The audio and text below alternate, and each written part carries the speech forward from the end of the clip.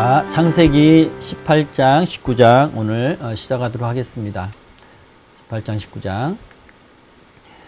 네, 오늘 18장은 이제 소돔에 대한 멸망 예고가 있고, 또 이제 아브라함이 소돔성을 위해서 중보기도하죠. 의인이 10명이 없어서 소돔성은 결국 멸망하게 됩니다. 네, 19장이 소돔성의 멸망 진행되는 그런 과정이 그려져 있습니다.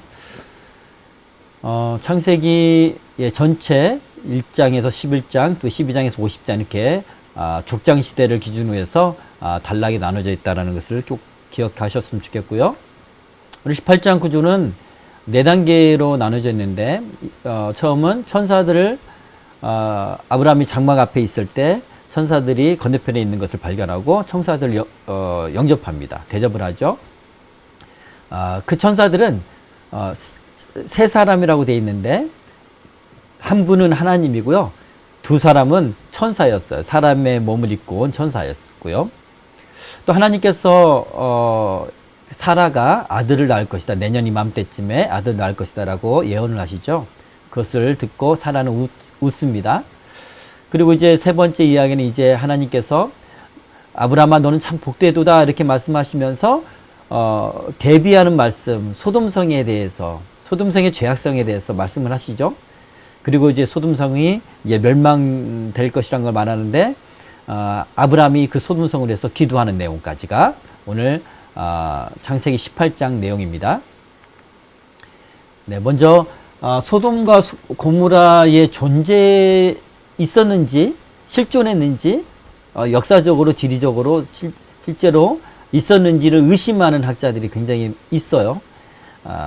사실은 신학자들조차도 믿음이 없는 사람이 너무나 많기 때문에 항상 의심으로 출발을 해서 그렇게 의심하는 사람들도 있습니다. 그런데 여러 가지 이제 고고학적인 또는 이제 역사적인 그런 기록들이 있죠. 1968년도에 지오반니 티파나토가 라는 사람이 엘바라는 도시를 발굴을 했대요. 고대 도시인데 그 도시에 점토판을 발견했는데, 거기에 소돔성과 고모라성, 그리고 함께 멸망했던 아드마 스보임 소알성에 대한 기록이 있다고 합니다. 이건 우리가 창세기 14장에서 메소포타미아 그 연합군이 쳐들어왔을 때 그 소돔 5성 연합국을 거기에 대한 언급이 있었잖아요. 바로 그 성들이에요. 같이 멸망을 했어요. 이때 소돔과 고모라만 대표적으로 이게 언급이 되는데, 사실은 같이 타락한, 그 지역에 타락한 그런 도시였다.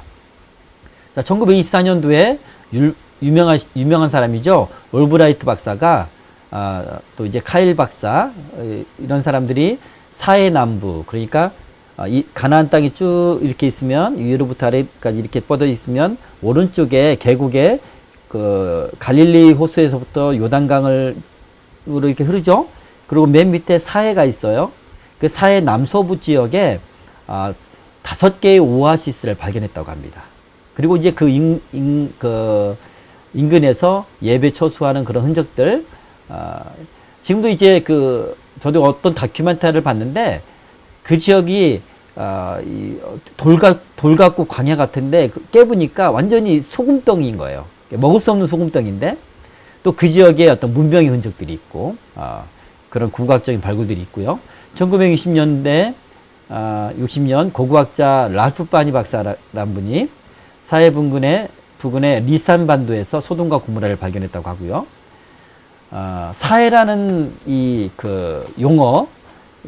용어의 그 아람어는 어떻게 익히냐면, 발룻 이렇게 읽는답니다. 이건 무슨 뜻이냐면 룻의 바다다. 지금 사해가 소금 바다잖아요. 사람이 이렇게 가서 누워있으면 사람이 뜬대요. 그만큼 염도가 상당히 높은 소금 바다인데,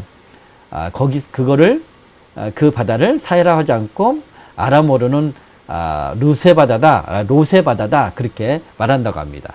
자, 그 용어에서도 우리가 알 수 있듯이 소돔과 고모라성이 존재했고, 또한 롯이 그 스토리의 주인공이었다는 것을 아랍 세계까지 전부 다 인정하고 있는 내용이에요. 자, 그리고 요세푸스를 비롯한, 요세푸스는 유대인 역사가인데 아주 중요한 인물입니다. 요세푸스의 역사적인 어떤 그런 기술들을 우리 신학에서도 많이 받아들이고 또 인용을 해요. 요세푸스를 비롯한 많은 역사학자들이 증언합니다. 자, 오늘 본문 말씀을 보도록 할게요. 여호와께서 마므레의 상수리 나무들이 있는 곳에서 아브람에게 나타나시니라. 날이 뜨거울 때에 그가 장막문에 앉아 있다가 2절까지 눈을 들어본즉 사람 셋이 맞은편에 서 있는지라. 그가 그들을 보자 곧 장막문에서 달려나가 영접하며 몸을 땅에 굽혀. 네. 날이 뜨거울 때 장막문 앞에 있었다. 이 날이 뜨거웠다는 것은요, 예전 성경에는 정오, 그러니까 점심시간이나 또는 점심 먹고 가장 광야 이스라엘의 그 기후 중에서 가장 더울 때예요. 네, 이때는 사람이 잘 돌아다니지 않죠. 그때 장막문 앞에서 그늘에서 쉬고 있었다라는 것입니다. 근데 눈을 보니까 사람 3명이 맞은편에 서 있는 거예요. 그리고 그 사람들을 보자마자 장막문에서 달려나가서 영접하고 몸을 땅에 굽혔다 이렇게 말합니다. 어떤 분들은 이 사람 셋이 누구냐라고 했을 때 지금 아브라함이 점심 먹고 식곤증이 있고 아주 졸립잖아요. 그런 과정에서 환상으로 하나님을 봤을 것이다. 하나님의 환상 가운데 아브라함에게 나타났을 것이다 라고 말하는 사람이 있어요. 그러나 오늘 전체적인 기술을 보면, 맥락을 보면 사람의 몸을 입고 왔다는 것, 그리고 그 사람들의 발을 씻었다는 것, 그리고 그들에게 음식을 대접을 했는데 먹었다라고 하는 거죠. 그죠? 하나님께서 또 천사가 사람의 몸을 입고 왔다는 거예요. 우리가 창세기 6장에 우리가 공부할 때 살펴보았잖아요. 타락한 천사들이 여자들과 결혼했다는 내용이 있잖아요. 이렇게 천사도 인간의 육신을 입고 이 땅에 내올 수 있다라는 것을 우리가 잘 알 수가 있습니다. 아브라함은 그가 누군지를 알았어요. 왜냐하면 아브라함은 하나님을 만난 경험, 그러니까 창세기 17장 1절에 보면 아브라함이 99세 때 여호와께서 아브라함에게 나타나서라고 했어요.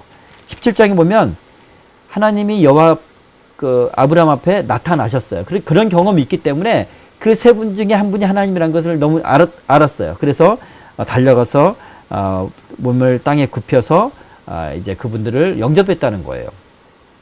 어떤 분들은 이 나그네들을 어떤 존귀한 그런 사람이라고 생각을 하는 사람들이 있는데, 사실은 아브라함은 족장이에요. 어마어마한 그런 어떤 세력을 갖고 있는 족장이란 말이죠.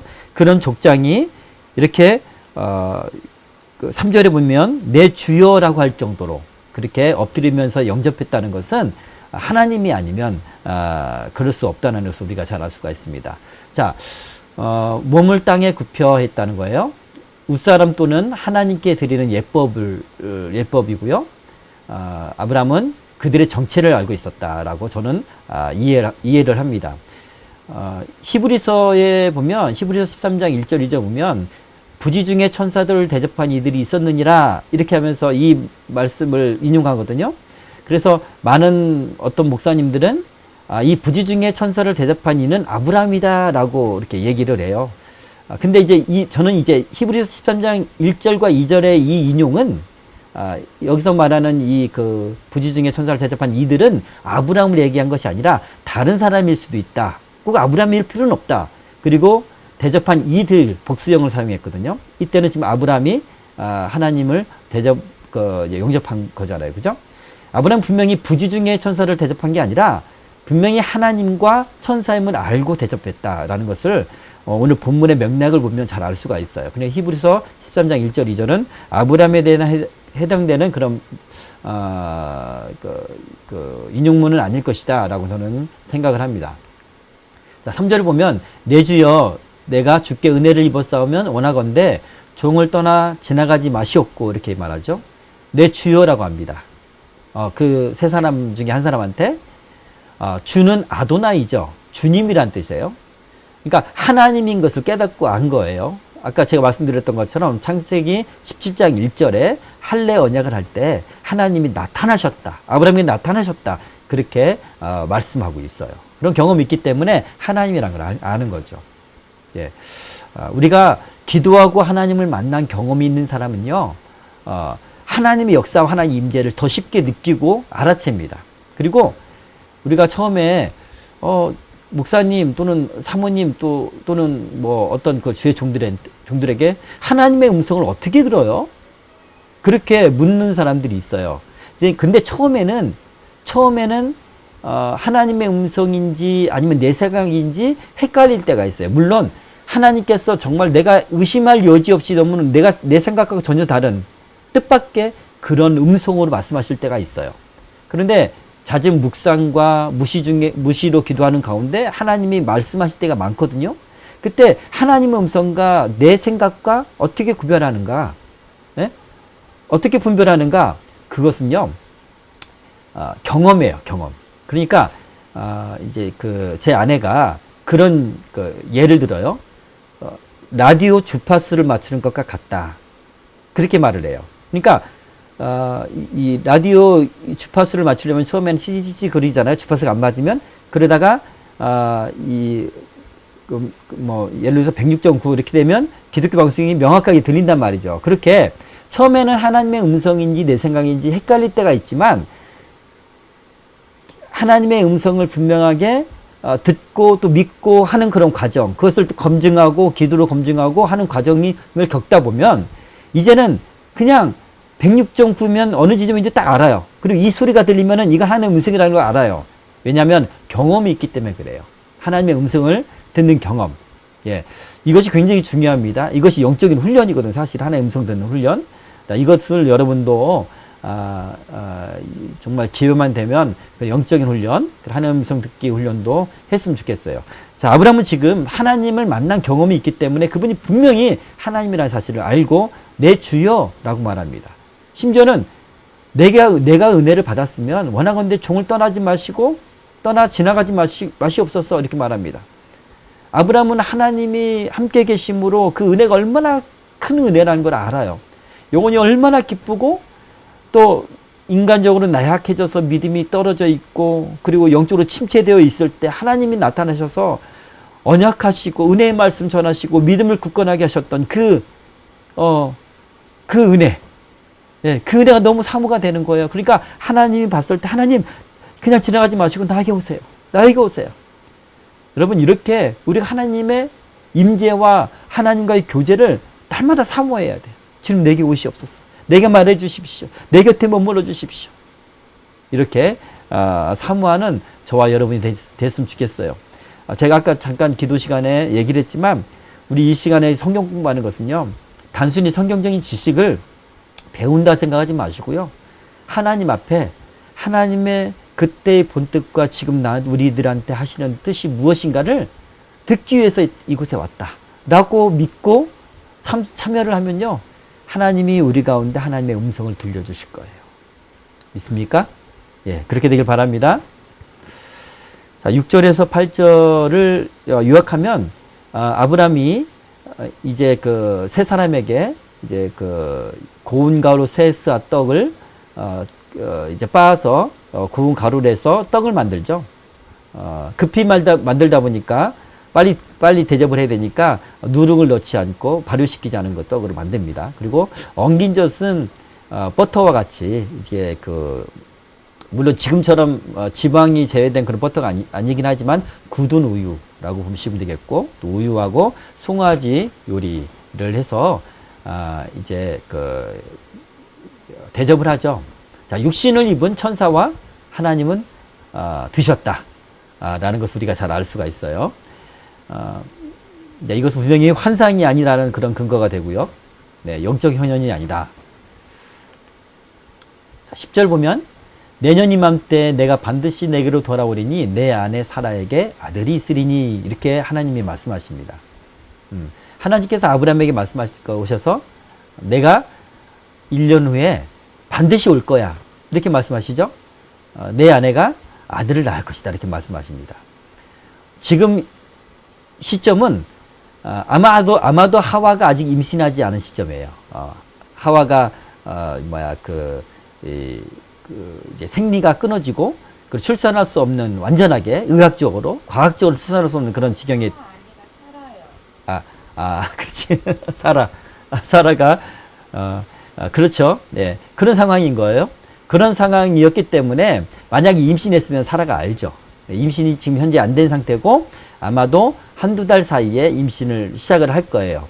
그리고 하나님이 다시 오시리라고 했던 그 1년 후 그때 출산하게 됩니다. 자, 이것을 보면 사라에게 아들 이삭을 준 이 모든 그 상황들이 하나님이 직접 깊이 관여하셨다는 걸 우리가 알 수가 있어요. 여러분 이제 여성들이 많은데 여러분이 자녀를 낳을 때 정말 하나님의 깊이 관여하시고 하나님이 은혜를 주신 것이 간증되었으면 좋겠어요. 정말 그러면 그 자녀가 약속받은 자녀, 그건 믿음의 자녀, 라고 물론 이제 그러지 않아도 믿음의 자녀 우리가 고백할 수 있지만 그런 어떤 은혜를 우리가 경험할 수가 있어요. 특별한 아이가 되는 거고 우리 입장에서. 자, 그리고 생리가 끊어졌다라 얘기를 하죠. 문자적으로는요, 여자로서 항상 있는 것이 끊어졌다고 얘기하는 거예요. 그러니까 항상 10대 이후로 계속해서 지속됐던 그 생리가 이제 끊어졌어요. 근데 그 평생토록 지속됐던 그 기간에는 불임했다가 생리가 끊어지고 나서야 아이를 임신하게 된 거예요. 자, 이것은 하나님이 주신 것이라 고백할 수밖에 없죠. 그죠? 하나님 하신 거죠. 자, 하나님께서 특별히 그렇게 임신에 생산에 관여하셨다는 내용이, 그리고 하나님의 기적이라는 것, 하나님 여호와께 능치 못한 것이 없다는 것을 보여주시기 위한 이 모든 게 사실은 하나님이 꼭 그러실 필요가 없어요. 하나님이 아브라함에게 75세 때 아이들을 줄 수도 있고 그 중간에 줄 수도 있어요. 근데 왜 하나님은 100살 때까지 기다리시고 그리고 생리가 끊어질 때까지 기다리셨을까? 인간이 생각하는 그 한계, 과학적으로 상식적으로 불가능한 그 한계를 하나님이 보여주신 거예요. 언약을 그 가운데서도 나는 이룰 수 있는 능치 못함이 없는 하나님이라고 보여주신 거예요. 왜 그러냐? 하나님이 기적을 베푸는 것을 기뻐하셔서 그랬을까요? 무엇보다 아브라함의 믿음을 성장시키기 위한. 그래서 나중에 아브라함이 그렇게 고백하잖아요. 이삭을 드릴 때. 그런 아브라함의 믿음의 성장을 위해서 하나님이 이렇게 행하셨다고 믿습니다. 자, 13절, 14절, 15절. 여호와께서 아브라함에게 말하죠. 하나님께서 내년 이맘때쯤 오고 사라가 아들을 낳을 것이다 하니까 사라가 그 장막 뒤에서 그걸 듣고 웃습니다. 그러자 하나님께서 아브라함에게 어찌 내 아내 사내가 웃느냐라고 하죠. 사라한테 직접 말하지 않고 그렇게 말하죠. 그러면서 하나님 말씀하십니다. 여호와께 능하지 못한 일이 있겠느냐라고 말합니다. 자, 보세요. 오늘 제가 이렇게 해설을 적어놨는데 왜 웃느냐, 하나님께서 왜 사라가 웃느냐라고 묻습니다. 하나님은요, 어떤 성경에 있는 어떤 말씀 내지는 또는 목회자를 통해서 또 예언자를 통해서 우리한테 약속하시는 그 말씀, 그리고 내가 기도했을 때 나한테 감동 주시는 그 응답, 이런 것들이 내 생각에 안 이루어질 것 같아. 이거는 좀 어려울 것 같아. 이렇게 약간 의심할 수 있는 그 여지가 있잖아요. 그랬을 때 우리 안색이나 우리 표정이 변해요. 왜냐하면 속마음이 드러나게 돼 있거든요. 하나님은요, 그런 속마음 작은 거 하나까지도 아셔요. 들으셔요. 그리고 서운해 하십니다. 서운해 하셔요. 우리의 그 불신앙을 서운해 하십니다. 그래서 주님께서 물으시죠. 사라가 왜 웃느냐? 그러면서 말씀하십니다. 여호와께 능하지 못한 일이 있겠느냐? 라고 하죠. 네. 이 동일한 말씀을, 나중에 예수님이 오시기 이전에, 왔던 선지자 세례 요한이 낳을 때 엘리사벳, 그 엄마 엘리사벳이 아이를 갖지 못하고 나이가 많았는데, 가브리엘이 이렇게, 아이를 가질 것이라고 예고하니까 잘 믿지 못하잖아요. 그때 이 말을 합니다. 여호와께서 능치 못함이 없다. 여러분, 이것이 중요해요. 하나님이 100살 때 아브라함에게 아들을 주신 이유는 이걸 믿게 하기 위해서 그런 거예요. 하나님 능치 못함이 없는 전지전능하신 하나님이다. 창조주 하나님이라는 걸 믿게 하기 위한 거예요.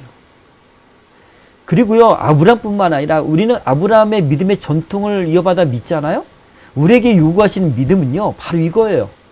하나님은 능하지 못한 것이 없으시다. 예, 현실적으로 불가능한 일 같아도, 내가 비록 경수가 끊어지고 생리가 끊어지고 아이를 가질 수 없는 그런 상황이라도 하나님이 허락하시면 된다는 거예요. 이게 믿음이에요. 이게 세상이 가질 수 없는, 정말 믿는 사람들만 가질 수 있는 능력입니다. 능력은 우리의 능력이 아니라 하나님의 능력이잖아요. 그죠? 하나님이 우리한테 원하시는 믿음은요, 이 믿음이에요. 능치 못함이 없는 하나님을 믿는 것. 아멘? 네. 그러자, 사라가 말하죠. 사라가 두려워서 부인하여 말합니다. 내가 웃지 아니하였나이다. 이르시되 아니라 내가 웃었느니라. 예, 사라가 변명하는데 하나님이 정정하죠. 분명하게 내가 들었다, 네가 웃었다라고 말을 해요. 왜냐하면 이게 정말 중요하거든요. 하나님 입장에서. 예. 그 사라의 속마음이 믿음이 있었는지 없었는지 이것을 하나님이 우리한테 드러내 보이시고 또 하나님이 그것을 신경 쓰인다는 거예요. 하나님 우리의 믿음을 항상 신경 써요. 제가 또 반복해서 말씀드립니다. 강조합니다. 하나님을 기쁘시게 하는 것은 우리의 믿음이에요. 믿음이 아니고는 하나님을 기쁘시게 할 수 없다. 성경은 말하고 있습니다. 자, 17절. 내가 하려는 것을 아브라함에게 숨기겠느냐 이렇게 말합니다. 이제 두 번째 단락으로 이제 들어가는데, 이제 소돔의 죄악상에 대해서 하나님 말씀하시려고 하는데, 그 말씀 이전에 아브라함한테 이렇게 말합니다. 여호와께서 이르시되 내가 하려는 것을 아브라함에게 숨기겠느냐. 자, 내가 하려는 것은 뭐냐면 소돔과 고모라 성을 심판하시려고 하는 그 일이에요. 그것을 아브라함에게 숨기지 않겠다라고 얘기하는 거예요. 하나님은 역사상 어떤 일을 행하실 때 또는 우리 주변에 있는 어떤 일을 행하실 때 반드시 하나님의 사람들한테 말씀합니다. 예, 기도하는 사람한테 말씀해요. 중보기도하는 사람이라든가 뭐 넓은 의미에서는 그 중보기도자가 선지자 역할을 하는 거죠. 하나님의 뜻을 알고 기도하니까. 아모스서 3장 7절에 보면 주 여호와께서는 그 자기의 비밀을 그 종 선지자들에게 보이지 아니하시고는 결코 행하심이 없으시리라. 반드시 하나님은 그 종에게 말씀하신대요. 선지자에게 먼저 말씀하신대요. 말씀하시지 않으면 보이기라도 하신대요. 보여주신대요. 꿈이나 환상을 통해서 어떻게 되리라는 걸 보여주신대요. 그리고 하나님이 이 일을 행하신다는 거예요. 여러분, 그래서 오늘날에도요, 이런 선지자와 같은 사람이 필요해요. 선지자와 같은 사람들. 하나님의 어떤 행하시는 일이 무엇인지를 아는 사람이 필요해요. 그런 기도자가 필요합니다. 하나님은 그런 친구가 필요해요. 하나님이 하실 일들을 같이 나눌 수 있는 사람이 필요해요. 오늘 보세요. 아브라함에게 내가 내 종 아브라함에게 이것을 숨기겠느냐? 아브라함 입장에서 얼마나 큰 은혜예요. 하나님이 나를 하나님의 종으로 여기시고 또 하나님의 비밀을 말씀하고 싶어하는 그런 사람으로 여기시니 얼마나 은혜로운 일입니까? 그죠? 네, 아브라함은 그런 하나님과의 관계 속에서 그런 사람이었습니다. 자, 19절 보면 내가 그로 그 자식과 18절 19절 보면요. 하나님이 아브라함은 강대한 나라가 되고 천하 만민은 그로 말미암아 복을 받게 될 것이 아니냐. 자, 아브라함아 너는 복을 받고 너로 말미암아 천하 만민이 복을 받을 거야. 이렇게 말을 해요. 그리고 그리고 이제 그 자손들 그 자식과 건숙에게 명하여 여호와의 도를 지켜 의와 공도를 행하게 하려고 그를 택하였나니. 그러니까 하나님이 아브라함을 부르시고 이스라엘 민족을 택하신 이유는 이거예요. 여호와의 도를 지키게 하기 위해서, 하나님의 말씀을 지키게 하기 위해서, 하나님의 뜻대로 행하게 하기 위해서. 세상은 그렇지 않은데 하나님의 백성들만큼은 그것을 하게 하기 위해서 우리를 택하시고 부르셨다는 거예요. 크리스천의 부르심은 이거예요. 하나님의 말씀을 행하게 하고 하나님 뜻대로 행하며 살게 하기 위해서. 이게 하나님의 부르심입니다. 자, 이렇게 지금 소돔과 고모라 성의 이야기를 하시기에 앞서서 아브라함은 너는 복을 받았어. 너의 자손들은 내가 택한 백성이야. 이렇게 말씀하시는 이유는 대비시키는 거예요. 하나님이 택한 복된 사람. 하나님의 말씀과 하나님의 백성으로 살 사람들. 복받은 사람들. 그러나 하나님의 말씀을 떠나고 의와 공도와 의와 공도에서 떠나고 불법을 행하고 있는 소돔과 고모라의 심판. 이것을 아주 극하게 극명하게 대비시키기 위해서 하나님이 이렇게 말씀하시는 겁니다. 먼저 아브라함에게 복에 대해서 아브라함의 복을 말씀하시고 그 다음에 이제 소돔성에 대해서 말씀하시죠. 여호와께서 또 이르시되 또 이릅니다. 소돔과 고모라에 대한 부르짖음이 크고 그 죄악이 심히 무거우니 내가 이제 내려가서 그 모든 행한 것이 과연 내게 들린 부르짖음과 같은지 그렇지 않은지 내가 보고 알려하노라. 네, 부르짖음이 크다라고 하죠. 이건 이제 얼마나 죄와 타락상이 심한지, 그러니까 심한지 천사들, 하늘의 어떤 존재들이 하나님 앞에 고발을 자꾸 하겠죠. 그죠? 그리고 뿐만 아니라 이 땅에서도 그것을 바라보고 있는 정의로운 사람들, 의로운 사람들은 타락한 것을 보면요, 그냥 넘기지 못해요. 남일처럼 생각하지 못해요. 그것을 가지고 하나님께 부르짖습니다. 하나님, 이렇게 해서는 되겠습니까? 주여, 저들을 바꿔주십시오. 심지어는 전혀 안 바뀌면 하나님 빨리 어떻게든 심판해 주십시오. 그렇게까지 기도하게 되죠. 이런 부르짖음을 얘기하는 거예요. 네, 자, 소돔과 고모라의 죄악은 뭡니까? 많은 죄악이 있는데 그 중에서 가장 특징적이고 대표적인 죄는요, 동성애예요. 우리가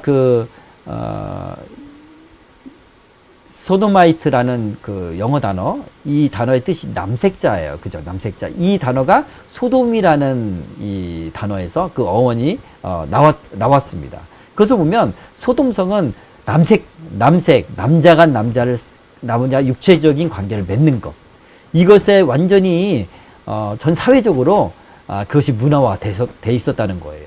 이게 가장 큰 죄악이었어요. 사실 이것이 그 성을 멸망시키는 가장 직접적인 그런 죄악이었습니다. 자, 주님께서는 내가 내려가서 내가 보고 알려하노라.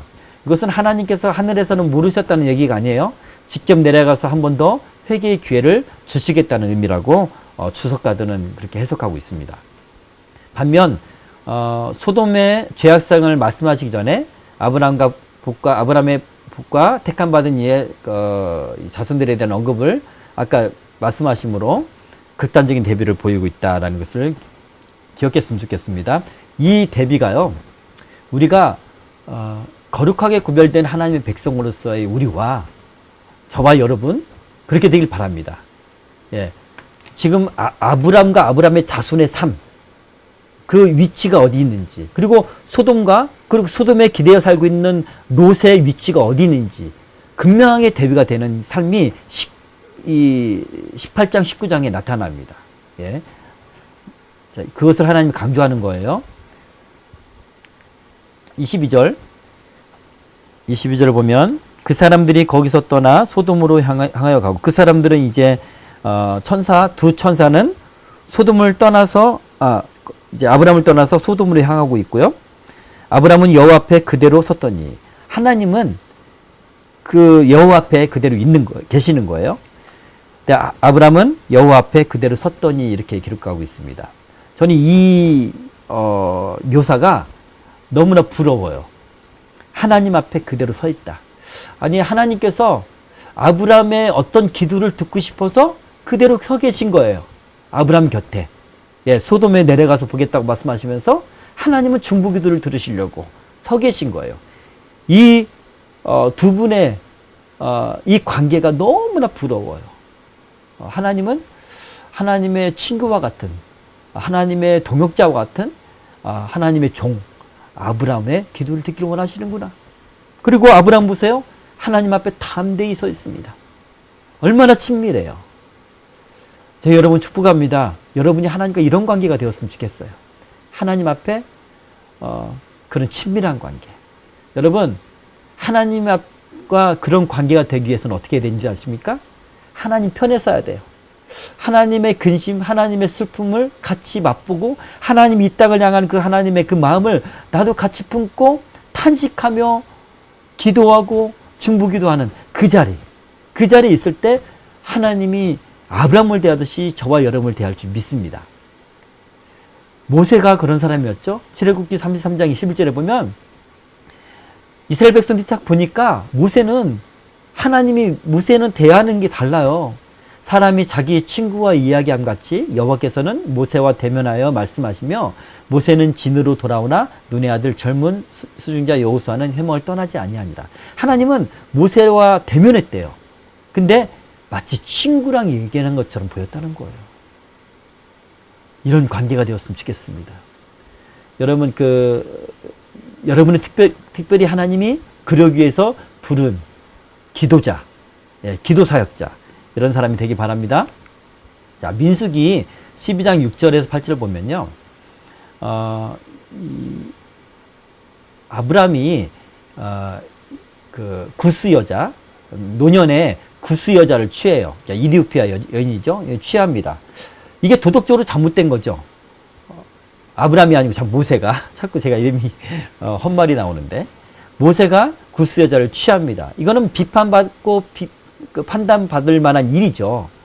그런데 이제 거기서 그 잘못만 지적한 것이 아니라 그 모세의 영적인 리더십, 하나님이 모세를 통해서만 말씀하시고 그를 통해서만 이스라엘을 인도하시는 그것에 대한 도전을 누가 하냐면 모세의 형제들, 누나였던 미리암과 아론이 하죠.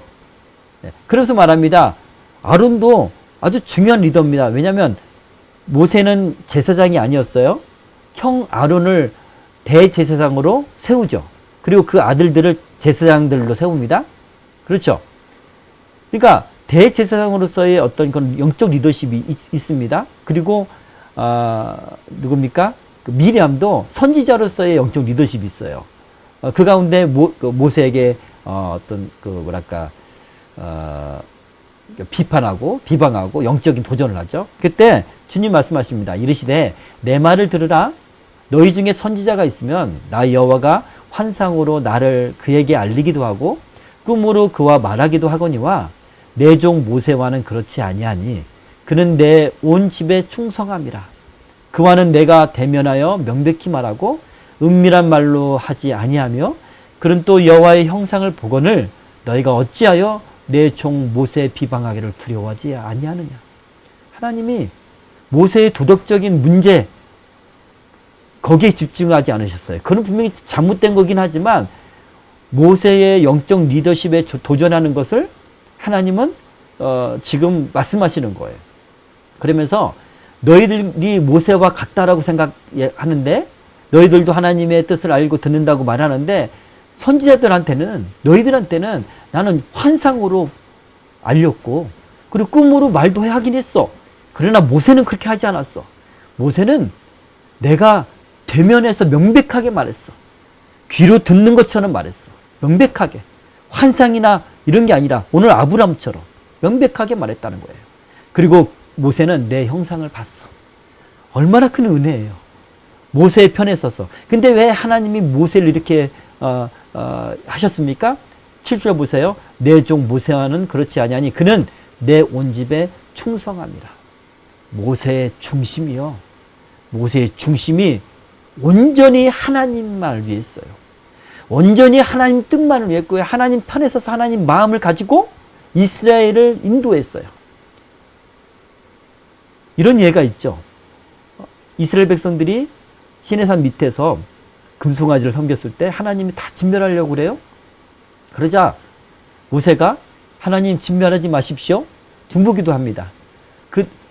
그들을 진멸하면 하나님이 그들을 홍해를 이제 갈라서 이렇게 데려온 것을 그 하나님의 영광, 이름에 대한 그 하나님을 위해서, 하나님의 영광을 위해서 그렇게 하면 안 됩니다라고 기도를 하죠.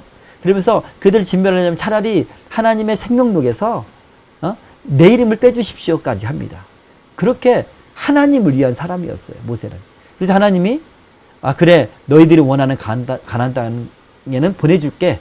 내가 사자를 앞서 보내서 보내줄게. 그러나 나는 가지 않을 거야. 그렇게 말을 해요. 나는 안 가고 나는 여기에 있고 너희들이 원하는 그런 성공, 너희들이 원하는 그 목적지 가나안 땅을 보여줄게. 복은 줄게. 말씀하셔요. 이스라엘 백성들, 많은 교인들, 많은 성도들은 그걸 원해요. 하나님 나한테 복을 주시고 내주시는 것 원해요. 근데 모세는 그걸 원하지 않았어요. 그것보다 더 중요한 것은 하나님이 함께 있는 거예요. 하나님이 함께 가셔야 돼요. 하나님이 함께 가시지 않을 거면 차라리 우리가 여기 있게 해주세요. 그렇게 말해요. 모세는 가나안 땅에 들어가는 것이 중요한 것이 아니었어요. 하나님이 함께하고 나와 우리가 하나님의 나라의 일을 하고 하나님 백성이 되는 것. 이것이 더 중요했어요. 이게 진짜 하나님을 사랑하는 거예요. 하나님의 집을 위하는 거예요. 이런 사람이 친구와 같은 사람이에요. 하나님의. 이런 사람에게 하나님은 명백하게 말씀하시고 예언하시고 하나님의 비밀을 감추지 아니하시고 말씀하시고 행하십니다. 여러분, 저와 여러분이 이런 사람이 되었으면 좋겠어요. 제가 누누이 말씀드립니다. 많은 신앙 믿는 사람들이 있지만 중심은 다르다. 중심은 정말 나를 사랑하는지, 세상을 사랑하는지, 인간을 사랑하는지, 아니면 그 어떤 신념을 사랑하는지, 아니면 정말 하나님만 사랑하는지, 그 중심이 다르다. 오늘 아브라함과 모세는 중심에 하나님을 사랑하는 사람이었다. 하나님을 위하는 사람이었다. 예. 그래서 제가 우리 가정교회 이름을 주를 위한 교회다 라고 이름을 쳤어요. 여러분도 아브라함처럼 모세처럼 하나님과 친구와 같은 사람 되길 바랍니다. 자, 23절 25절 아브라함이 가까이 나아가 이르되 주께서 의인을 악인과 함께 멸하려 하시나이까 라고 말합니다. 가까이 나가서 아래입니다.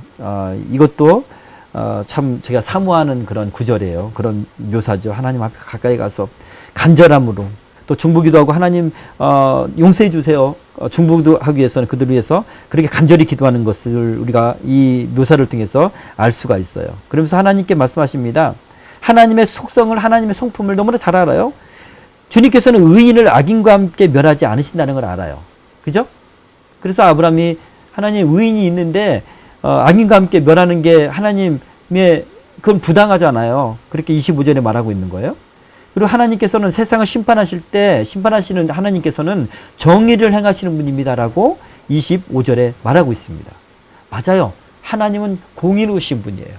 그렇기 때문에 악인을 심판하실 때 장차 이제 종말 때 하나님이 우주적인 그런 재앙을 내리시고 종말을 심판을 하시는데 이 땅에 심판하시는데 그때 하나님은 의인을 하나님의 백성을 함께 심판하시지는 않습니다. 예, 물론 적그리스도가 나타나서 7년 동안에 그냥 3년 만에 대재앙, 7년의 대환란을 믿는 사람들이 겪긴 하겠지만 그 후에 하나님이 이 세상의 모든 것을 심판하실 때는 하나님의 사람들은 구출해 내셔요. 그게 바로 휴거예요. 휴거. 오늘 하나님이 의인 롯을 소돔과 고모라를 멸망하시기 이전에 구출해 내신 것처럼 하나님은 마지막 때 믿는 자를 구출해 내십니다. 전 우주적인 심판. 그때는 예전에는 물로 심판하셨지만 그때는 불로 심판해요.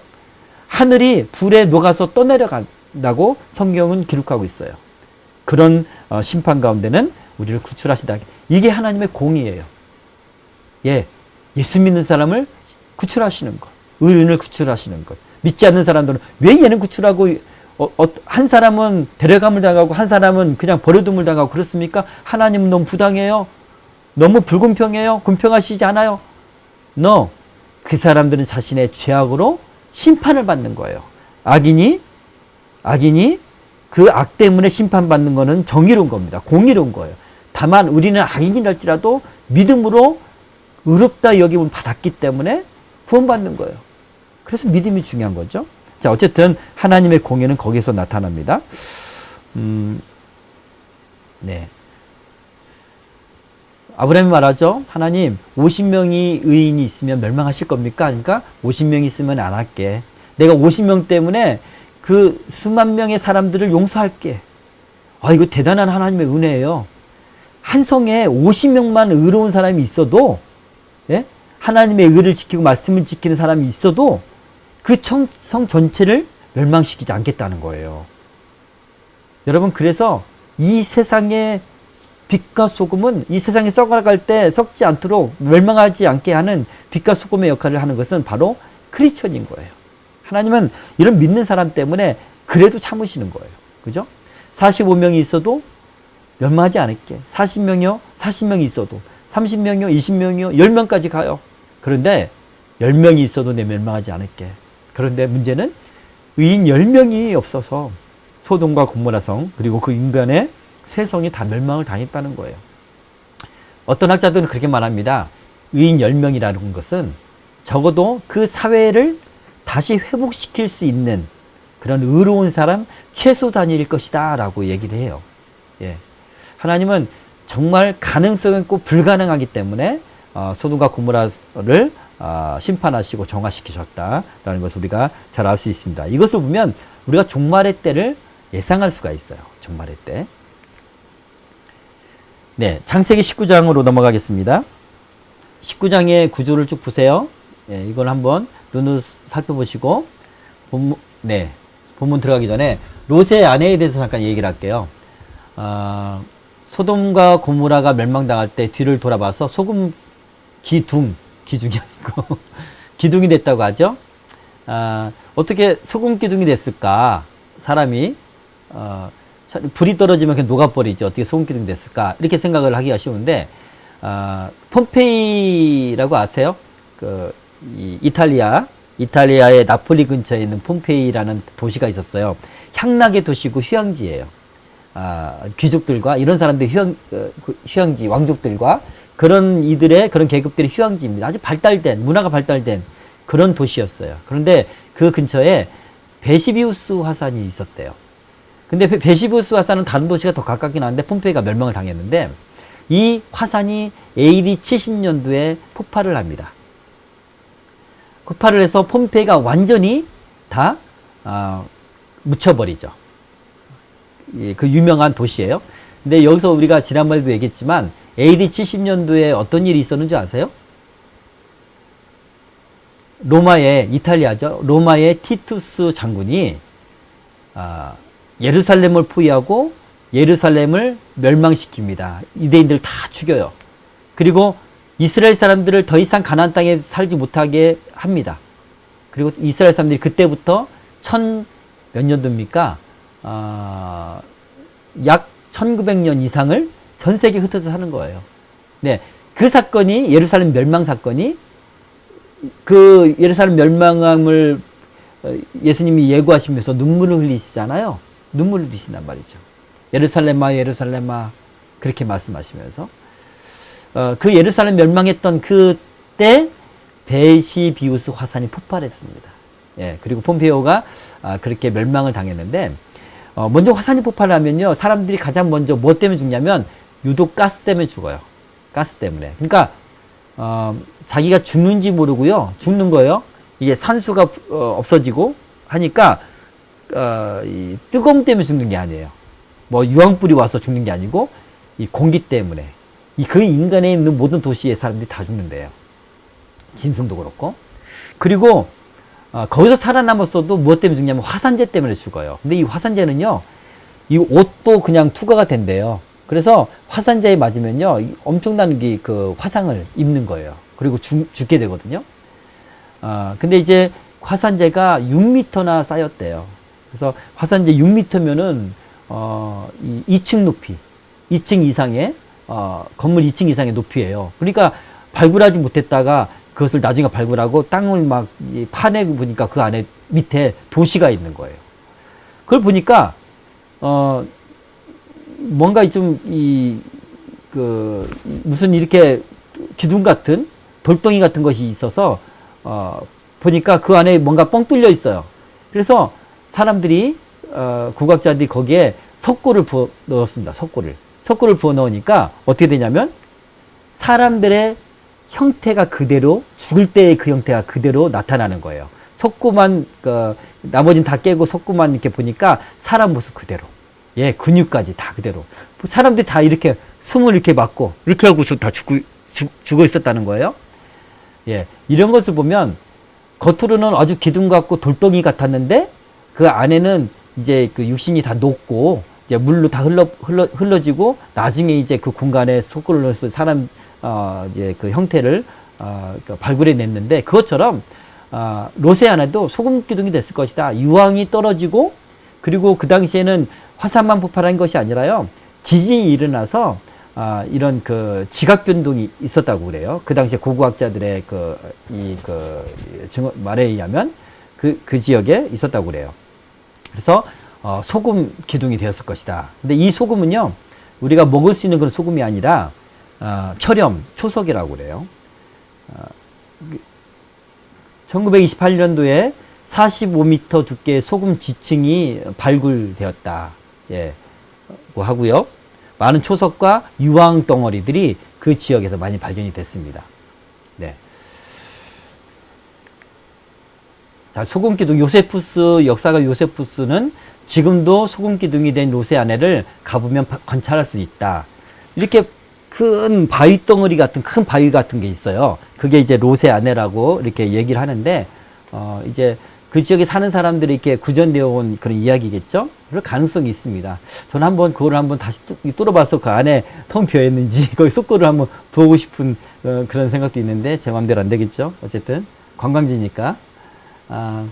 자, 사해 남서쪽, 제벌 우스덤이라는, 라고 불리는 곳인데, 이게 소돔산이래요. 그 소돔산이 약 8km, 엄청나게 길죠? 그 산맥이 있는데, 그게 다 소돔 산맥이에요. 예. 거기에 이제 롯의 아내로 보이는 기둥이 발견되었다. 이렇게 말합니다. 네. 저녁 때 그 두 천사가 소돔에 이르니 마침 롯이 소돔 성문에 앉아 있다가 그들을 보고 일어나 영접하고 땅에 엎드려 절하며, 이렇게 말합니다. 자, 그 두 천사는 그 두 천사, 아까 아브라함이 대접했던 그 천사를 얘기하는 거고요. 성문에 앉아 있었다. 이 롯이 성문에 앉아 있었다는 것은, 보통 고대 사회의 성문이요, 성문 앞은 어떤 곳이냐면 보통 이제 시장이 형성이 되고, 거기가 이제 광장이에요. 거기 여러 가지 문화적인 행사나 또는 집회를 하거나, 그리고 특별히 성문 앞에서 재판을 했어요. 사람들 다 모여있는 가운데 공개 재판을 하는 거죠. 그런 장소였어요. 그러면 롯은 그 자리에 앉아 있었다는 것은 뭐냐면, 그 자리에 있으면서 어떤 치안을 담당했거나 또는 재판자의 어떤 그런 역할을 했을 것이다 라고 우리가 알 수가 있겠고, 무엇보다 그 자리에 앉아 있었다는 것은 그 자리에서 소돔의 타락상, 그 군중들의, 그런 시민들의 타락상, 가장 많이 모이는 장소잖아요. 그 술판도 벌어지고 별일 다 있을 거 아니에요? 그걸 보고 있었다는 거예요. 왜 봤을까요? 구경하러 있었을까요? 저는 그렇게 생각하지 않습니다. 롯은 그것을 보며 고통했다고 성경은 말하고 있어요. 소돔성의 그 모습을 보며 고통하고 있었다. 그렇게 말합니다. 예. 그래서 히브리서는 롯을 의인이다라고 말씀해요. 의인이다. 사실은 롯은 믿음의 사람이긴 했지만, 세상을 더 사랑하고, 그리고 욕망을 더 사랑했던 사람이에요. 그러니까 불완전한 그런 신앙인이죠. 그렇지만 롯은 적어도 타락해져가는 세상을 바라보며 고통했다는 거예요. 의로움이 있기 때문에. 예. 그 자리에서 그렇게 했다. 사실은 오늘날에 기도하지 않는, 정말 거룩하게 완전하게 구별되지 않은 사람이라 할지라도 모든 크리스천들이 이래야 돼요. 모든 크리스천들은 세상의 타락상을 보며 고통해야 돼요. 탄식해야 돼요. 그것이 잘못됐다고 지적을 해야 돼요. 소돔성 사람들한테 지적을 했습니다. 예. 재판자의 자리에 앉았어요. 그걸 크리스천들이 해야 돼요. 그래, 이건 문화야. 왜 이것만 가지고 그래? 왜 동성애만 가지고 그렇게 해? 이게 그냥 넘기는 문제가 아닙니다. 이게 남의 문제라고 생각하면 안 돼요. 왜냐? 하나님의 나라잖아요. 하나님의 백성이고, 하나님 그것 때문에 탄식하시는데, 하나님의 사람 백성들이라면 그걸 가지고 탄식하며 고통해야 돼요. 롯은 적어도 그럴 수 있는 사람이었다. 그것을 우리가 잘 알 수가 있습니다. 자, 엎드려 절하며 절했다는 거예요. 천사들을 영접했다는 겁니다. 자, 4절을 보면, 그들이 눕기 전에 그 성 사람, 곧 소돔 백성들이 이제 그 롯이 자기 집으로 영접을 하려고 하니까, 내가 아니다, 우리는 노숙하겠다, 이렇게 말을 해요. 이제 거기서 이제 소돔성의 어떤 그 밤의 그 민낯을 보고 죄를 확실하게 잡고 이제 심판을 하셔야 되니까. 자, 그런데 이제 이제 롯의 간청에 의해서 집으로 들어갑니다. 그때, 그들이 눕기 전에 그 성 사람, 곧 소돔 백성들이 노소를 막론하고 원근에서 다 모여 그 집을 에워쌌다. 이렇게 말합니다. 자, 노소를 막론하고 왔다. 자, 늙은이나 젊은이나 아이는 아니겠죠. 젊은이 할 것 없이 이거 뭐냐면 어떤 특정 계층, 우리가 좀 많이 타락하고 어떤 약간 자유로운 어떤 그런 성문화에 물들어 있고 적극적으로 행하는 사람들은 뭔가 젊은 사람들, 그리고 좀 자유분방한 사람들 이렇게 생각하잖아요. 그렇게 어떤 특정 계층이라고 생각하는데 이 소돔성은 그렇지 않았습니다.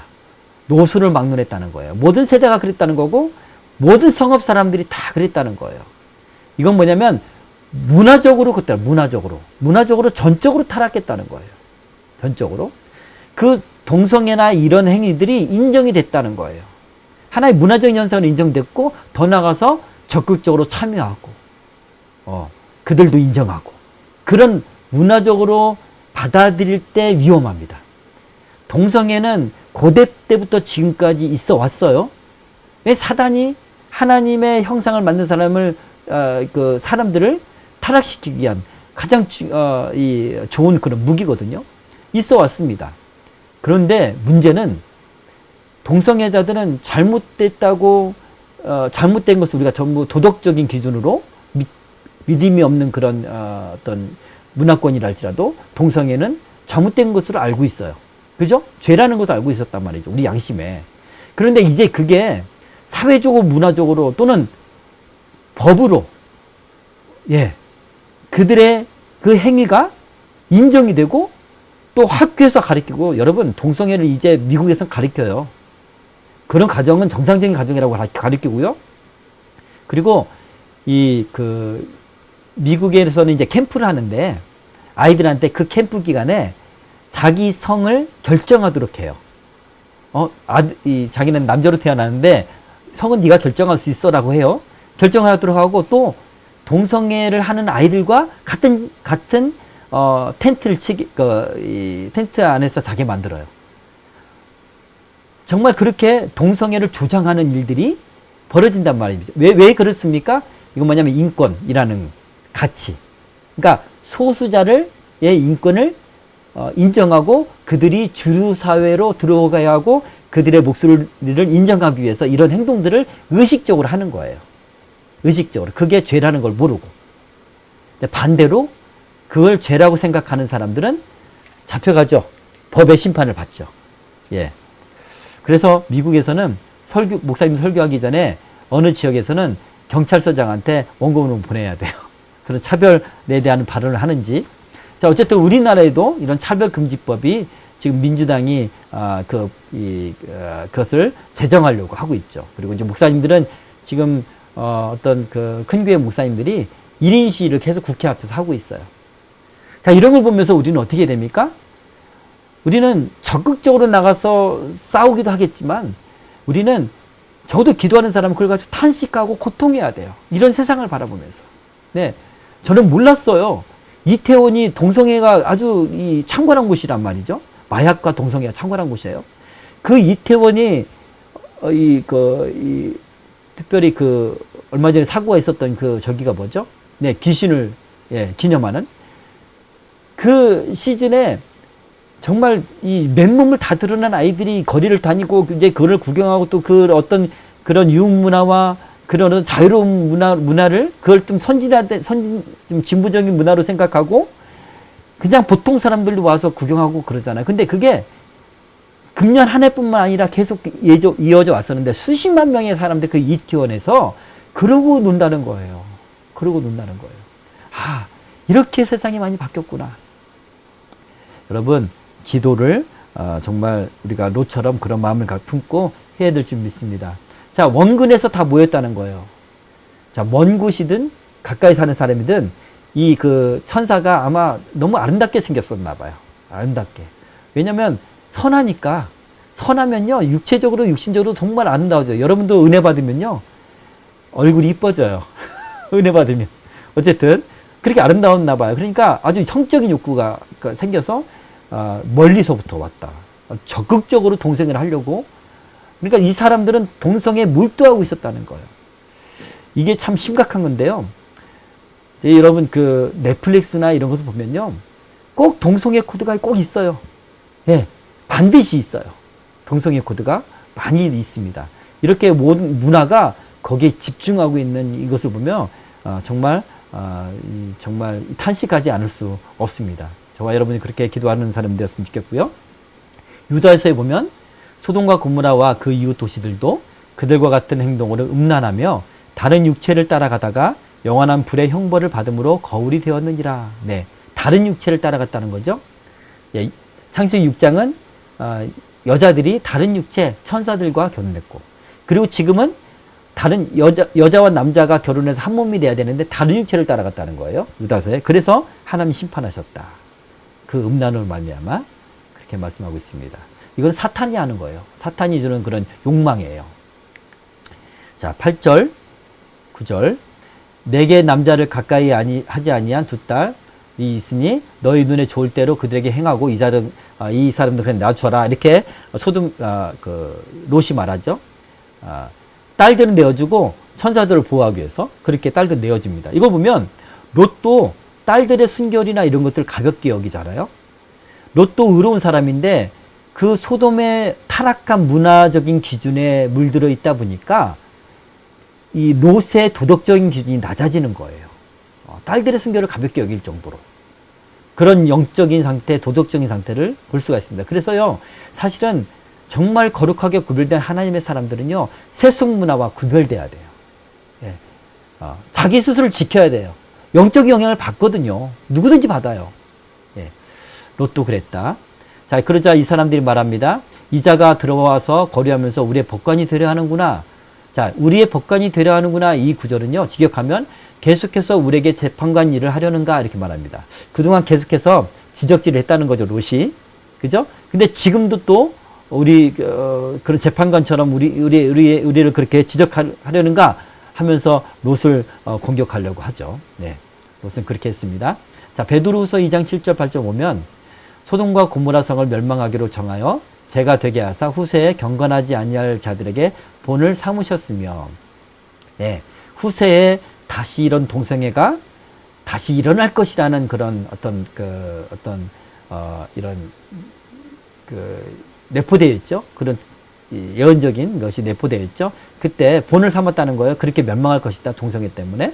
무법한 자들의 음란한 행실을 말미암아 고통당하는 의로운 롯을 건지셨다. 이렇게 말합니다. 네. 롯은 그것을 바라보며 고통했다라는 구절이 여기에 등장하죠. 그렇죠? 네. 그런 사람을 하나님이 건지셨다. 하나님의 사람, 의로운 사람으로 그렇게 기록하고 있습니다.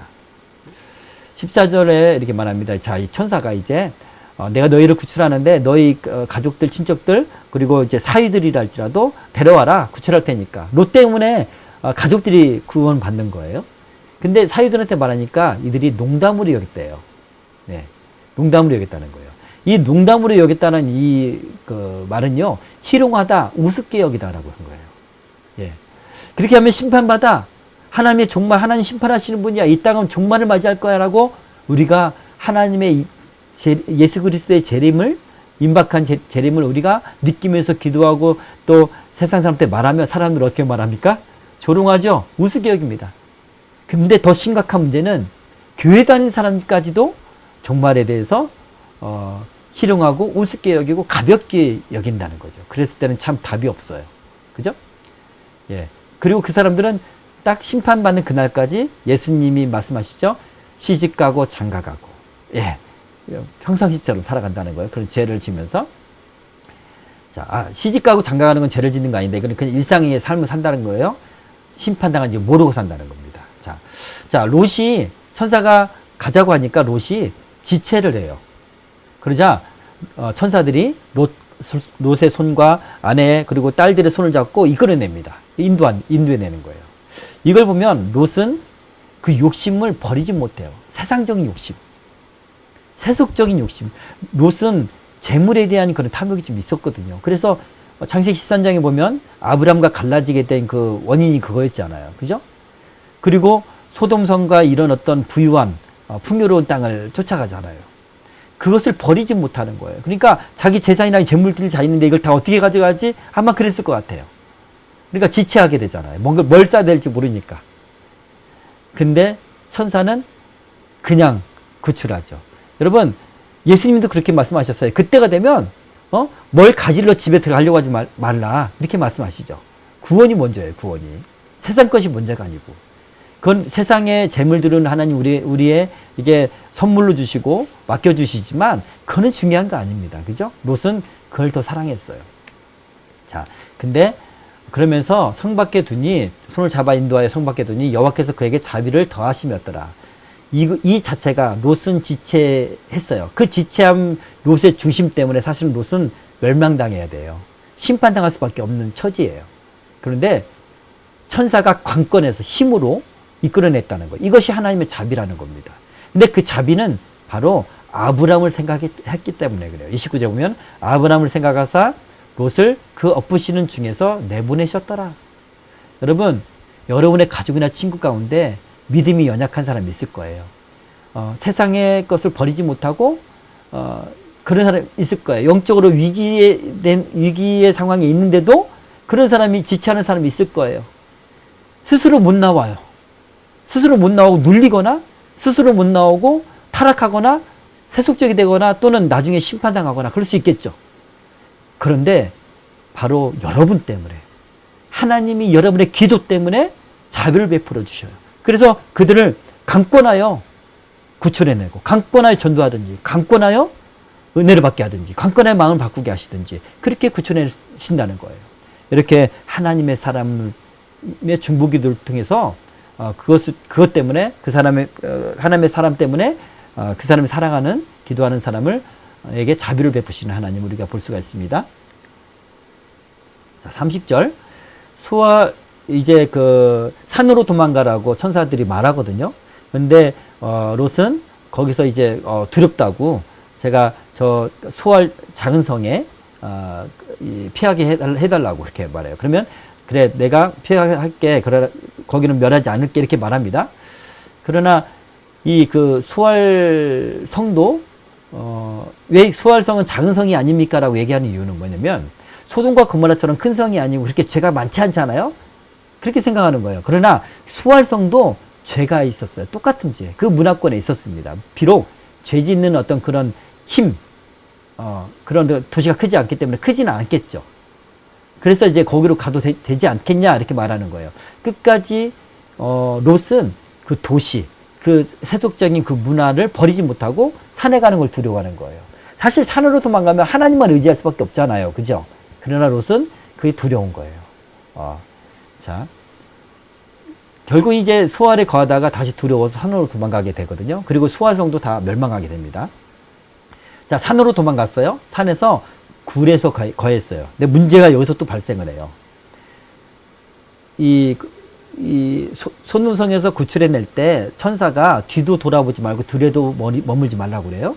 산으로 도망가라라고 하는데 롯의 아내가 미련이 남아서 소돔성으로 돌아보죠.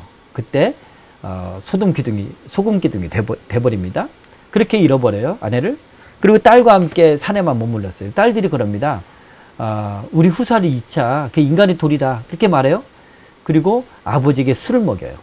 항상 이 술이 문제입니다. 여러분, 술 때문에 살인 사건이 일어나고, 술 때문에 갈등이 일어나고, 싸움이 일어나고, 술 때문에 강간 사건이 일어나고, 술 때문에 폭행 사건이 일어납니다. 그렇죠?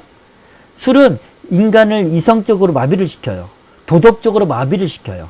술은요, 인간의 어떤 그 육신적인 욕망을 불러일으키고 그것에 족쇄를 풀어 헤쳐버려요. 자유함을 줍니다. 그렇기 때문에 술은 인간이 타락하는데 그 도움을 주는 그런 능력입니다. 노아 경건했던, 당대에 경건했던 의로운 노아도 술 먹고 벌거벗은 채로 그런 일들을 당하잖아요. 예, 술 취하지 말라. 이는 방탕한 것이라고 성경 말합니다. 오직 성령의 충만을 받으라. 그래서 진짜 하나님 사람들은요, 술 먹는 거 싫어해요. 어떤 분은 그러죠. 야, 술이 뭐 죄야? 한 잔 마시고 두 잔 마시고 이러면 더 사람들과 소통도 잘하고 교제도 잘하고. 아니요. 성령 충만해서 교제하면 하나님께서 역사하시고 사랑이 넘치고 그래요. 그렇죠? 그것들이 다 속임수라는 것을 우리가 알 수가 있어요. 성경은 술 취하는 것을 방탕한 것이라고 말합니다. 자, 큰딸이 아버지께로 들어갑니다. 아버지 술 취하게 만들고, 그리고 이게 가능한 일입니까? 오늘날 이 기준에서도 딸이 아버지께 들어간다. 근데 그게 가능했어요. 소돔성에서는 부친 상간, 예, 아버지와 딸들과 그런 관계를 맺는 게 문화였던 것 같아요. 그러니까 아무런 죄책 없이 그 일을 행한 거예요. 그 정도로 타락했어요, 성문화가. 예. 그렇게 해서 나온 아들이, 큰 딸이 아들을 낳았는데 모압이라고 이름을 쳐요. 그리고 작은 딸은 아들이 낳았는데 베남이라고 짓습니다. 자, 모압은 그 이스라엘이 이렇게 위에서 아래로 쭉 있으면 요단강 건너편으로 이제 그 위쪽은 암몬이 있고 밑에는 모압이 있어요. 예. 이 지금의 요르단 국가 요르단인데 암몬 족속과 모압 족속이 거기서 살아요. 그래서 나중에 이스라엘이 애굽에서 출애굽할 때 이 모압 땅을 지나가야 되거든요. 먼저 세일 계곡을 산을 지나가기 위해서 에돔 족속이 나중에 야곱의 형 에서의 자손들이 에돔 족속인데 거기로 지나가야 되는데 못 지나가게 했고, 또 가나안 땅에 들어가기 위해서 모압을 통과를 해야 되는데 이제 모압 왕이 이제 이스라엘을 두려워해서 이제 저주를, 발람이라는 선자를 고용해서 저주를 하고 그러죠. 어쨌든 그렇게 이스라엘을 역사적으로 계속해서 괴롭히고 서로 대적했던 그런 우상숭배했던 그런 민족이 바로 모압 족속과 암몬 족속입니다. 자, 보세요. 이렇게 부작용으로, 불신앙 또는 불경건함으로 빚어지는 그런 부작용.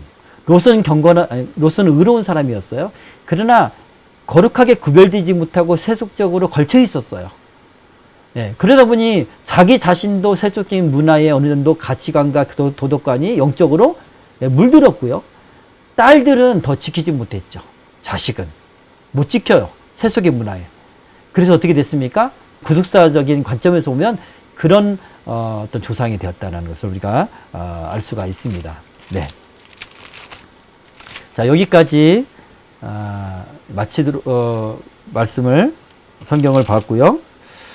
아브라함이 생각했던 복은 뭐 물질적인 이런 복이 아니라 하나님과 함께 하는 게 아브라함 입장에서는 복인데, 저도 그랬었던 적이 있거든요. 저도 진짜 다 필요 없고 하나님과 함께 하는 게 이제 내가 가장 원하는 거다. 근데 이런 나눔을 하다 보면은 사람들은 너가 돈이 진짜 없어 봐서 그런다. 그러면서 너 그런 말 하는 거 되게 교만하고 뭐 그러면 안 돼. 이런 식으로 했던 적이 있는데 그냥 제가 어떤 소리를 듣더라도 그 마음을 지켜가는 게, 그 하나님에 대한 고백을 지켜가는 게 그게 믿음이고, 그 마음을 절대로 다시 뺏기지 말아야겠다, 이런 생각을 하게 된 것 같습니다. 아멘. 여기가 하나님을 정말 사랑하고, 지난번에 이제 기도원에 가게 될 때 그때 너무 기뻤다는 것을 들으면서 난 눈물이 나더라고. 저렇게 하나님을 사랑하고 하나님을 구하는 아이였구나라고 느꼈을 때 너무나 눈물이 나더라고.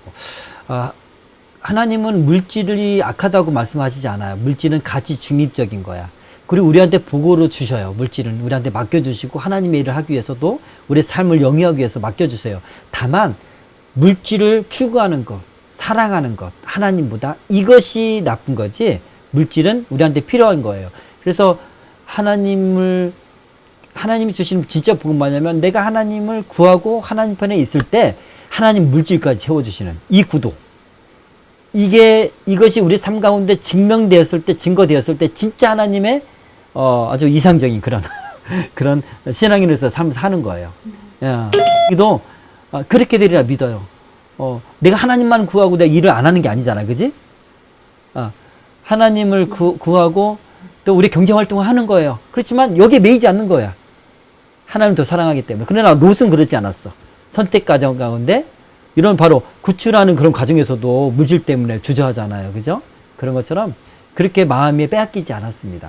제가 보기에는 영이도 이 하나님을 더 사랑하는 사람으로 저는 믿거든요. 그러니까 충분히 그럴 수 있으라 믿고, 그랬을 때 하나님이 여러 가지 환경이나 또 일을 통해서 하나님 물질을 채워주신다. 그래서 믿습니다. 저는 첫 번째로는 이제 저의 작은 반응이나 이제 믿음과 속마음을 주의 깊게 살피시는 하나님에 대해서 들으면서 하나님은 내 마음을 다 아시지라는 그런 거를 너무 형식적으로 생각하고 있던 게 아닌가. 다 아신다고 생각하긴 하지만 뭔가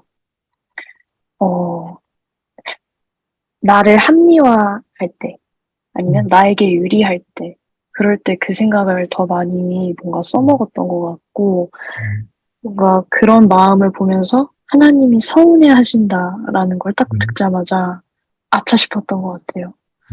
아, 내가 그냥 다 아신다고만 생각을 하고 정말 그거를 하나님의 마음으로는 바라보지 못했구나.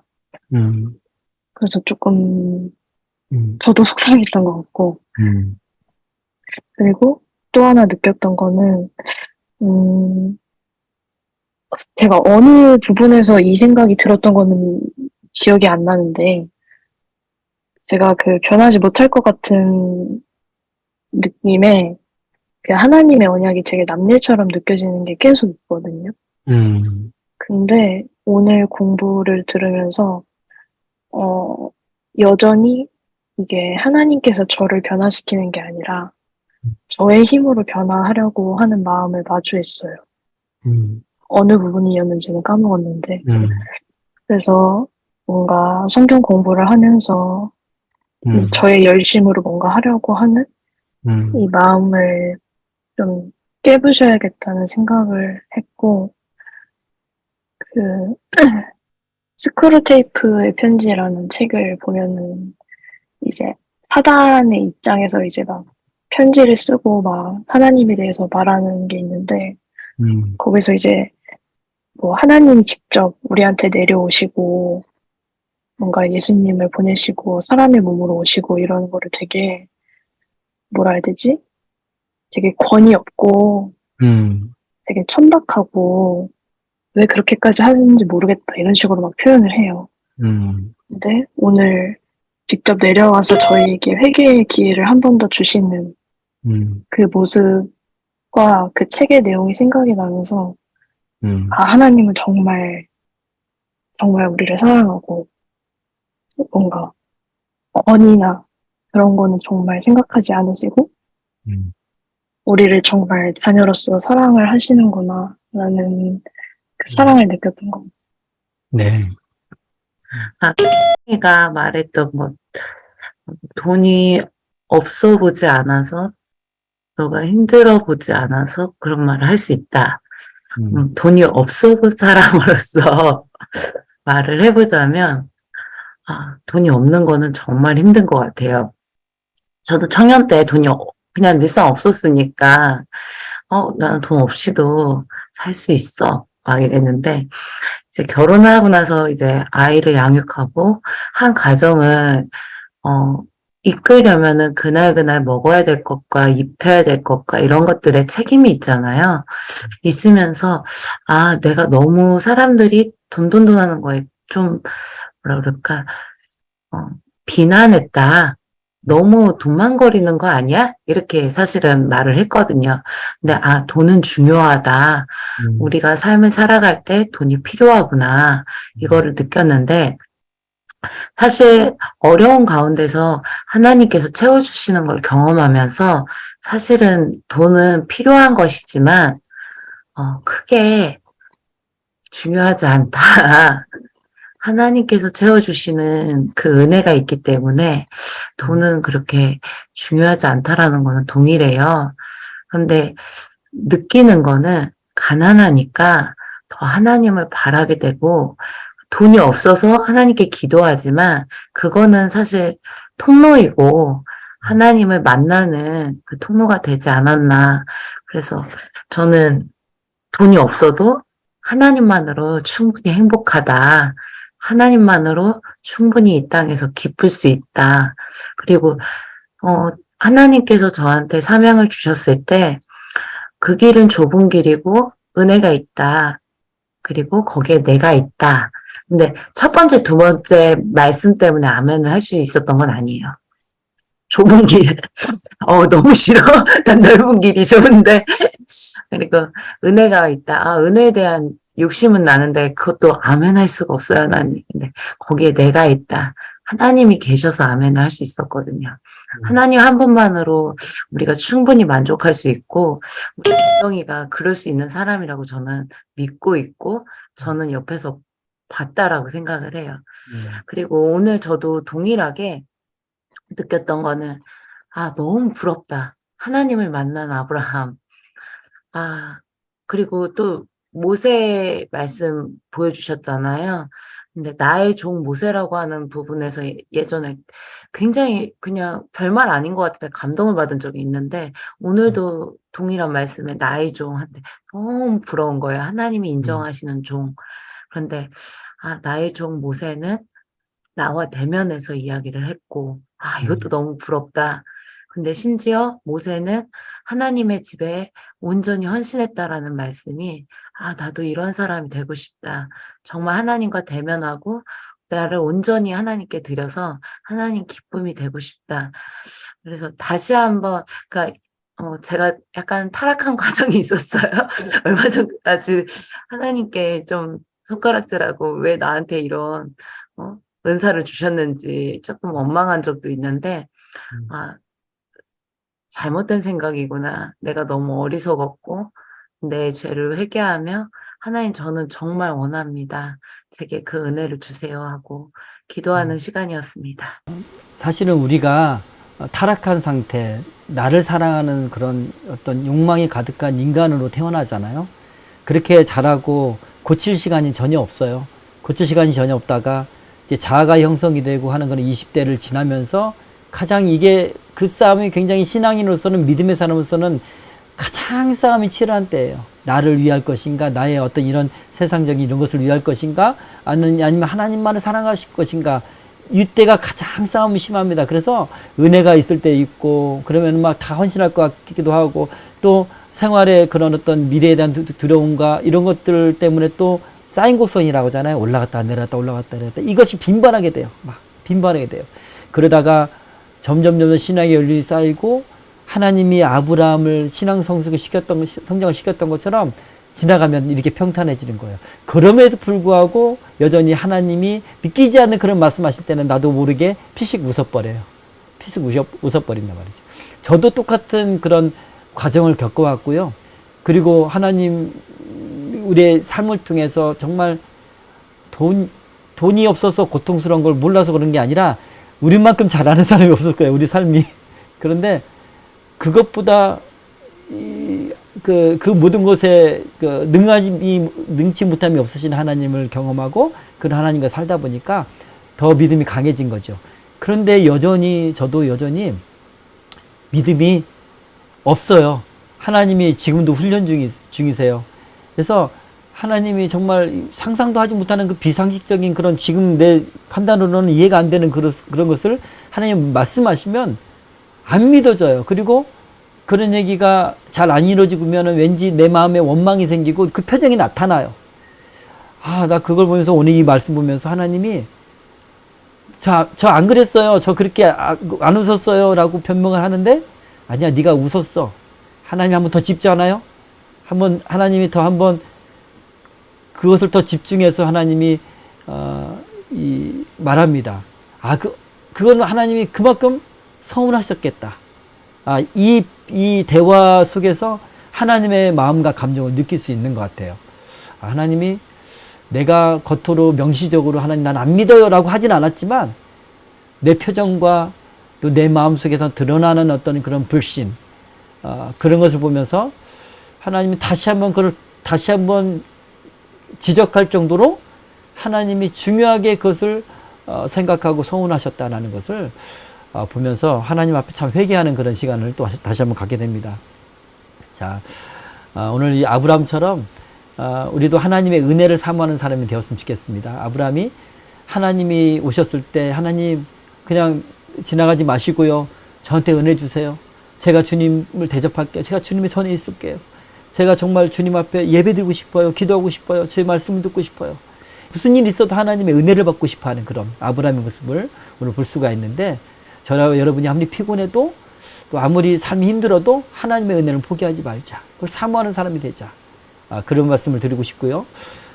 또 아브라함 같이 하나님의 사람, 하나님의 모세처럼 친구와 같이 대면하는 사람, 하나님을 위해서 일하는 사람 되기를 원하고, 그리고 아브라함이 세상을 위해서 기도했던 것처럼 또 비록 연약한 믿음이긴 했지만 롯이 세상을 향해 탄식하며 고통했던 것처럼, 이것은 우리 모든 크리스천들이, 경건한 크리스천이나 그렇지 않은 사람이나 하나님의 말씀을 아는 사람은 그걸 보고 고통하고 탄식해야 된다. 이거는 우리가 해야 될 일이다. 그런 자리에 앉고 우리가 사실 기도를 했으면 좋겠습니다. 세상을 위해서, 그리고 타락해져가는 이 세상을 위해서, 그리고 정치적으로 법까지 제정을 하면서 그런 어떤 동성애를 위한 그런 법을 만들려고 하는 이 상황에서 우리가 그냥 남일처럼 있고 있으면 정말 하나님의 집을 위해서 일하는 사람이 아니다, 위하는 사람이 아니다 라고 생각하고 우리 고통하며 탄식하는, 중보하는 그런 사람들이 되었으면 좋겠습니다.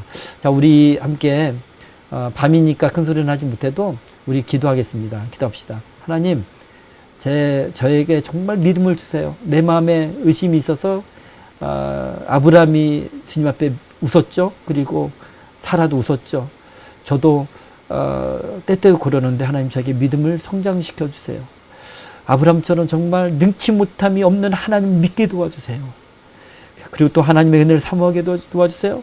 또한 이 세상을 보며 탄식하는 사람 되게 도와주세요. 이렇게 함께 우리 조그맣게 통성으로 함께 기도하겠습니다. 아버지 하나님, 아버지 주여 하나님, 하나님 아버지 주여 하나님 하나 금방 드릴 수 있으라 금방 드릴 수 있어. 하나님 아버지 하늘 있으라 금방 드릴 수 있으라 금방 드릴 수 있으라 그릴 수 있으라. 아버지 하늘 있으라 만만 드릴 수 있으라 그릴 수 있으라 가를 있으라 가를 있으라 가를 있으라 가를 있으라. 주여 라리스라 가라리스라 가라리스라 가라리스라 가라리스라 가라리스라. 주여 라리스라 가라리스라 가라리스라 가라리스라 가라. 하나님 용서하여 주시옵소서. 하나님 아버지 믿음 없었으면 용서하여 주시고, 하나님 아버지여, 하나님 아버지 하나님들이 수확한 만반들이 있으라. 하나님의 마음을 아버지 하나님 알게 하심을 감사드립니다. 주여 라리스라가 만반들이 있으라가 만반들이 아버지들이 있으라가 만반들이 있으라 그리스 있으라가 만반들이 있으라. 아버지들이 있으라가 만반들이 있으라 그리스 있으라가 만반들이 있으라. 주여 라리스라가 만반들이 있으라가 만반들이 있으라 그리스 있으라. 주여 있으라가 만반들이 있으라. 아버지 라리스라가 만나는 주님을 사랑합니다. 하나님 주님만을 사랑합니다. 주님만을 사랑합니다. 주님의 은혜를 사모하고, 주여 주님의 자리를 사모하고, 주님의 성전을 사모하고, 하나님 아버지 주님을 대하는 것이, 대면하는 것이, 하나님께 봉사하는 것을 사모합니다. 그것이 나의 가장 큰 기쁨입니다. 하나님 아버지, 내가 악인의 장막의 과음보다 내 하나님 문제 그리는 것이 난 좋습니다. 주님을 사랑하기 때문에 주님의 집을 위하여 헌신하기 원합니다. 아버지 하나님들의 소라간반반들이 소라간반반들이 소라간반반들이 소라간. 하나님 모세처럼 주님을 위하여, 하나님을 위하여, 하나님 아버지 그 백성들에게 주님의 뜻을 전하며 그들을 주님의 뜻대로 이끌 수 있는 사람 되게 도와주시옵소서. 아버지 하나님들이 소라간반반들이 소라간반반들이 소라간. 하나님 아버지 이 땅을 보시옵소서. 교회가 하나님 무너져가고 있고 영적인 침체 가운데 있습니다. 하나님 아버지 더 이상 영적인 하나님의 은혜를 사모하지 않습니다. 성도들이 사모하지 않고 하나님 아버지여 주여 주님께로 달려오지 않습니다. 편안함을 추구하고 세속적인 즐거움을 이제는 아버지 맛들렸습니다. 주 하나님 이런 영적 침체 가운데 불쌍히 여겨주셔서 하나님 아버지 은혜의 담비를 내려 주시옵소서. 아버지 내가 그들을 깨울 수 있도록 나를 사용하여 주시옵소서. 아버지 성도들을 깨울 수 있도록 사용하여 주시옵소서. 하나님은 잠자고 있는 성도들을, 주여 마음이 주님으로부터 멀어지고 있는 성도들을 주님께서 얼마나 그들을 사랑하시고 얼마나 우리를 사랑하시는지를 아버지여 드러내서 보일 수 있는, 말할 수 있는 주의 종으로 나를 사용하여 주시옵소서. 아버지들이 쓰라간반반들이 쓰라간반반 어리 쓰라간반반들이 쓰라간반반 이 사람들이 소보레들이 쓰라간반반. 하나님 우리에서 하나님 그 일을 하게 도와주시고 하나님 마음을 시원케 하는 사람 되게 도와주시옵소서. 이 말한 박한반반을 하나님 아버지 이 땅을 바라봅니다. 아버지 이 나라까지 하나님 동성의 물결이 아버지 침탈하고 있고 주 하나님 이 나라 아버지여 저 정치적으로 외교적으로 그런 하나님 아버지 그런 공격을 받고 있습니다. 주여 하나님 아버지 주님의 사람을 아버지여 깨워서 하나님 그 악법을 막아주시기를 원합니다. 하나님 이 땅은 문화 하나님 동성애 문화 그 아버지 주님의 심판을 당기는 그런 문화가 아버지 문화화되지 않고 주류가 되지 않고 인정받지 않도록 이 사회만큼은 이 땅만큼은 이 교회만큼은 하나님 지켜주시옵소서. 지켜보아요 주시옵소서. 아버지 이제 한국 땅을 보아주시고 아버지 하나님 거룩하게 구별하여 주셔서 하나님 아버지 다시 한번 부흥을 주셔서 하나님 아버지여 주님 타락해져가는 세상 가운데 하나님 복음을 전달하며 깃발을 들고 나갈 수 있는 하나님 그런 아버지 한국교회로 사용하여 주시고 아버지 그런 저희들로 사용하여 주시옵소서. 아버지 하늘이 쓰러 간반만을 있어서 하나님 아버지 하늘이 쓰러 간반만을 있어서 예수를 간반만을 주시옵소서. 아버지 하늘이 쓰러 간반만을 있어서 간반만을 있어서 간반만을 있어서 살아계신 하나님 아버지 주님을 사랑합니다. 오늘 말씀을 보면서 아브라함이 얼마나 주님 앞에 은혜를 입었는지 그 장면이 너무나 사모가 됩니다. 저도 주님을 대면하여 보기를 원하고 주님의 비밀을 알기를 원하고 주님의 답답함과 탄식을 같이 품기를 원합니다. 세상을 향하신 주님의 눈을 보기를 원합니다. 주님이 가시는 그 발걸음 가운데 통행하기를 원합니다. 나는 주님을 사랑하기 때문입니다. 주여 하나님 그 주님 저에게도 하나님 그런 기회와 은혜를 허락하여 주옵소서. 하나님 저도 주님의 음성을 듣게 하여 주시고 하나님 만나게 도와주시고 하나님의 비전을 보게 하여 주시옵소서. 하나님 아버지 기도자로 하나님을 사용하여 주시고 하나님이 이 땅에 하나님 주여 악한 법이 하나님 아버지 제정되려고 하고 아버지 하나님 저 국제사회에서 저 서구사회에서 하나님 그 문화의 물결이 하나님 정치적으로 외교적으로 하나님 아버지 강압하고 있나이다. 주님께서 큰 능력으로 이 땅을 보하여 주시옵소서. 이 땅을 보하여 주시옵소서. 하나님 세계에 있는 사람들 하나님의 사람들을 통하여 그것을 막아 주시옵소서. 하나님 한국교회 많은 성도들이 영적인 집체 가운데 있습니다. 하나님을 사랑하지 않고 더 이상 주님을 추구하지 않고 따르지 않는데 하나님 주님을 쫓지 않는데 하나님 영적으로 메말라져 있기 때문입니다. 그들의 심령 가운데 하나님을 사랑하고 구하는 마음을 다시 한번 불을 내려주시기를 원합니다. 하나님 그 불을 당기는 일을 우리 하나님 할 수 있도록 우리를 사용하여 주시옵소서. 하나님 이 밤에도 함께해 주셔서 하나님 지금도 열심히 일하고 있는 가운데 함께 하셔서 하나님 은혜를 베풀어 주시고 피곤치 않게 하시고 하나님 오늘 밤에 참석하지 못한 주의 사랑하는 청년들 함께 하셔서 영적으로 하나님 승리할 수 있도록 도와주시고 원하건대 하나님의 깊은 마음과 뜻을 듣게 하여 주시옵소서. 아침까지 주님 참으로 평안한 가운데 하나님 주님 품에서 잠을 잘 수 있도록 은혜 베풀어 주시옵소서. 예수 이름으로 어둠의 영이 틈타지 아니하도록 인도하여 주시옵소서. 내가 예수 이름으로 명하노니 우리 자녀들 가운데 청년들 가운데 역사하고 있는 어둠의 영들은 떠나갈지어다. 계획을 세우고 있고 공격하려고 하고 있는 어둠의 영들은 떠나갈지어다. 저주받고 떠나갈지어다. 하나님 함께해 주시길 원하며 예수 그리스도의 이름으로 기도하옵나이다. 아멘.